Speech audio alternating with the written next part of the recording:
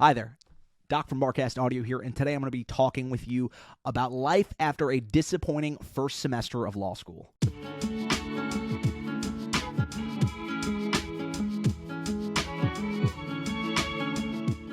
How do you go on from here? What do you do next? How do you get better? And what are some tips I can give you to improve in areas that you may have been lacking in your first semester? All right. So here is something I get all the time from law students who were the belle of the ball. They were the smartest person they knew in law school or in undergrad.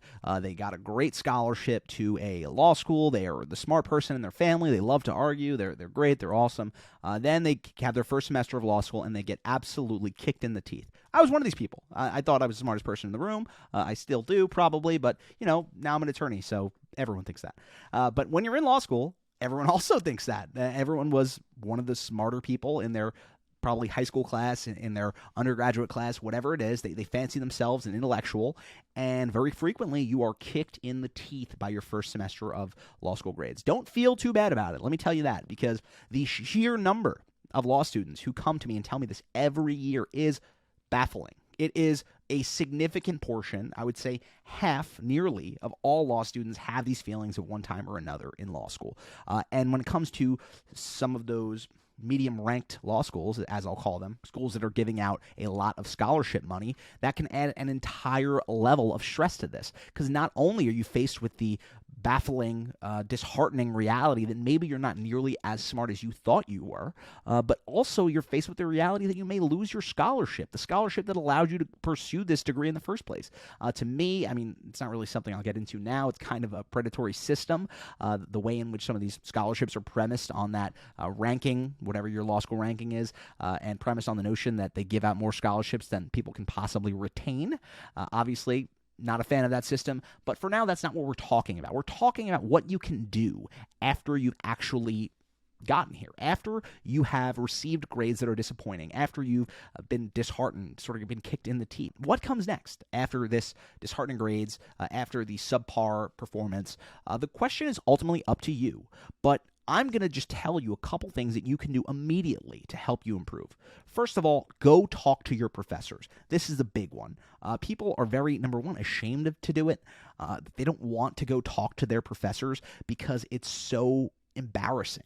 They don't like to be that person who has to go to their professor with their tail between their legs and ask what they got wrong. How could this have happened to me?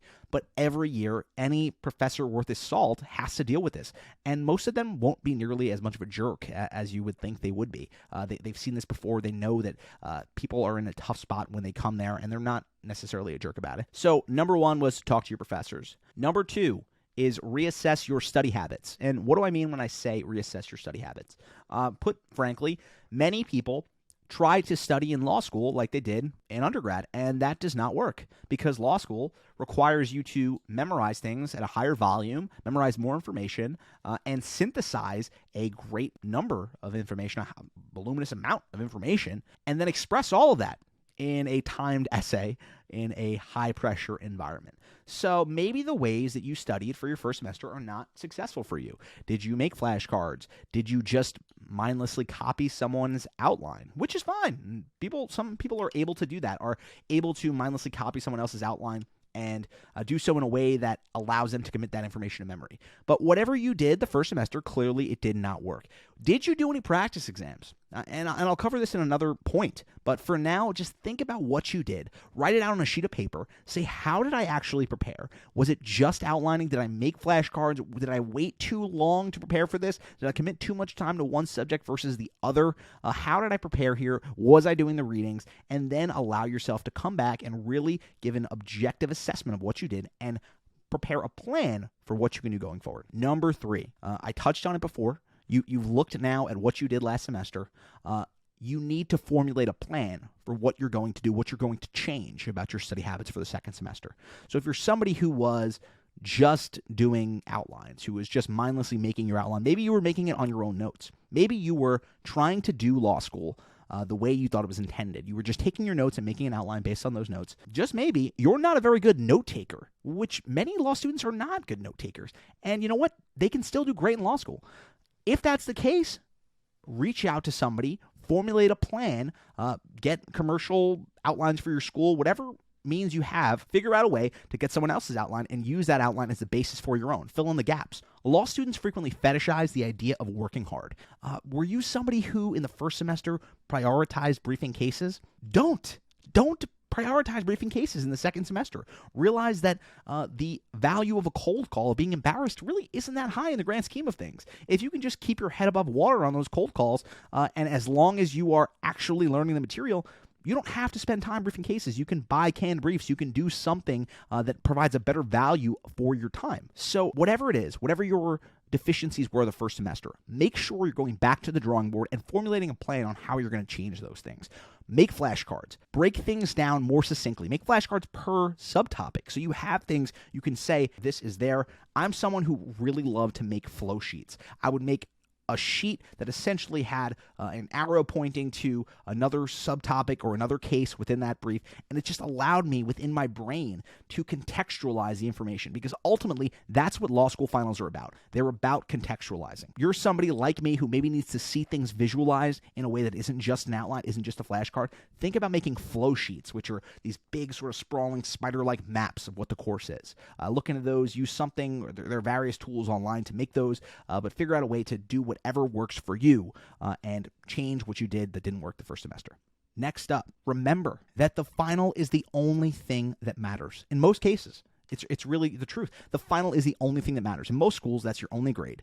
So who are you trying to impress by being the gunner in class, by reading till 10 o'clock every night? If that's not helping you prepare for your final, that it is wasted time. I touched on this in reference to case briefing, but everything you do needs to be in preparation for that final exam. So from the moment that semester starts, you need to be preparing to contextualize everything you learn.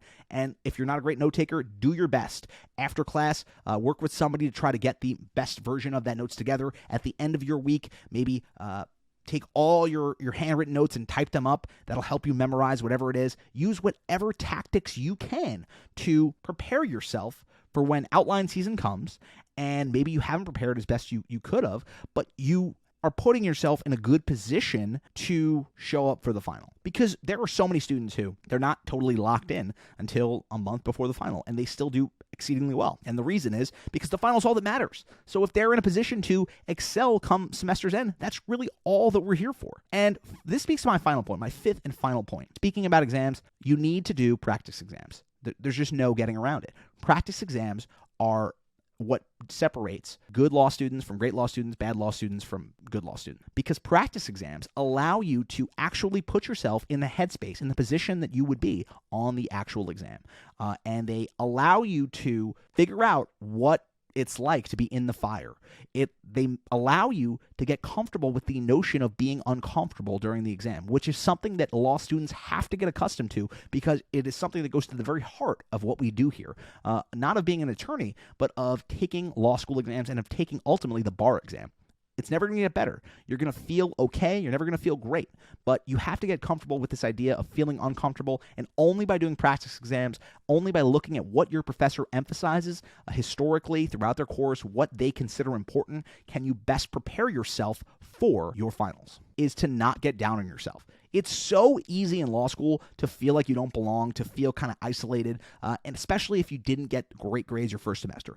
Don't give up. Don't give in. Remember, you're brilliant. You thought you were brilliant when you got here. Don't let law school chip away your self-value, because it can do that. It's very easy to have that happen. So remember, you were brilliant when you got here. You'll be brilliant when you leave. Don't feel too down on yourself, and things can only go up from here. This concludes our video on some tips for if you did not do so well or didn't really score as well as you wanted to your first semester.